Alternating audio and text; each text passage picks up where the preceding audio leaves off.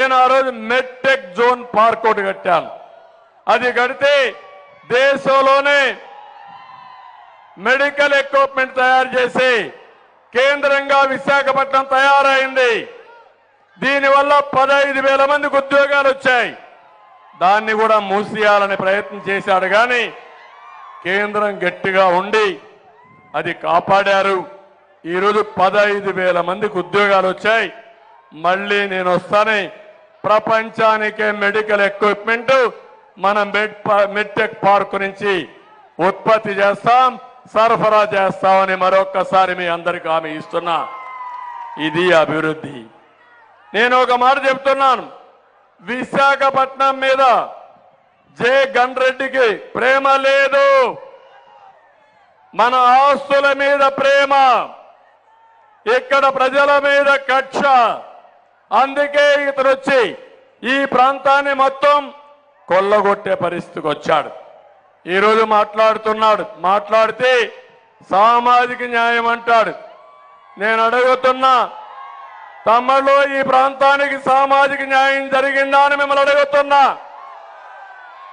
బీసీలకు ఏమైనా పనిచేశాడా అని మిమ్మల్ని అడుగుతున్నా. నేను ఇచ్చిన 30 పథకాలు రద్దు చేశాడు. మళ్ళీ నా బీసీలు అంటాడు.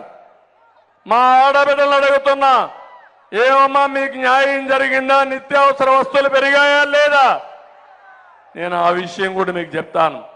ఈ ప్రాంతంలో బీసీలు ఉన్నారు, ఎస్సీలు ఉన్నారు, పేదవాళ్ళు ఉన్నారు. ఇక్కడ నాయకులు లేరు. జిఎంఆర్ అయితే దేశంలోనే విమానాశ్రయం కట్టి హైదరాబాదే కాకుండా ఢిల్లీ విమానాశ్రయాన్ని కూడా నడుపుతూ విదేశాల్లో కూడా విమానాశ్రయాలు కట్టారు. మీకు పెత్తనం ఇస్తే మీరు చేయగలుగుతారు.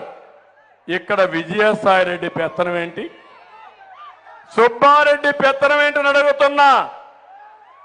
మీకు ఈ ప్రాంతానికి సంబంధమైన అడుగుతున్నా. నేను ఇచ్చాను ఈరోజు అప్పలనాయుడు ఎంపీ క్యాండిడేట్ గా. ఒక సామాన్య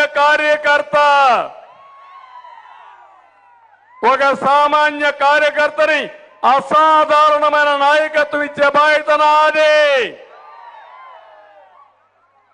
ఆయనకిచ్చిన గౌరవం ఆయనకు కాదు, ఈ విజయనగర పార్లమెంటుకి ఇచ్చిన గౌరవం, రాష్ట్రంలో తెలుగుదేశం పార్టీ కార్యకర్తలకు ఇచ్చిన గౌరవం. రేపు ఏ కార్యకర్తకైనా అలాంటి అవకాశాలు వస్తాయి. కార్యకర్తగా ఉండడానికి వీలు లేదు. కార్యకర్త ఒక నాయకుడు కావాలి.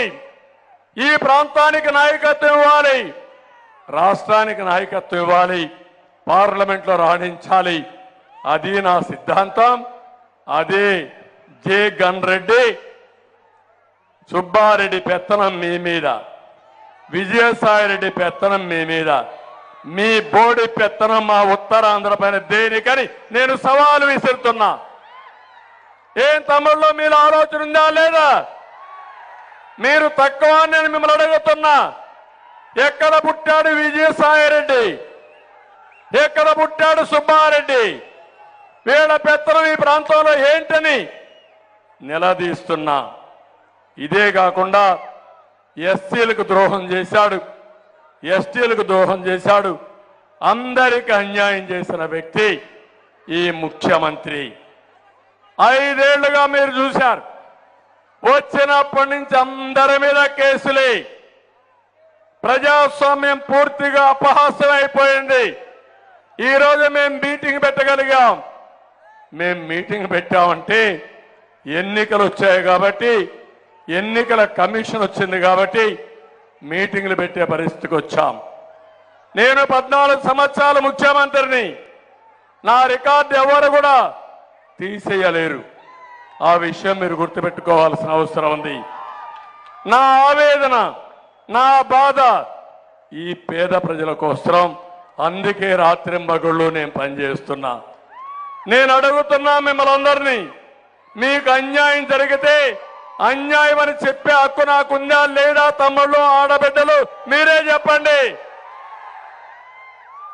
ధరలు పెంచితే ధరలు పెంచారు అన్యాయం అని చెప్పాలనా లేదా? నేను మీ ప్రాంతంలో సాగునీటి ప్రాజెక్టులు లేకపోతే తాగడానికి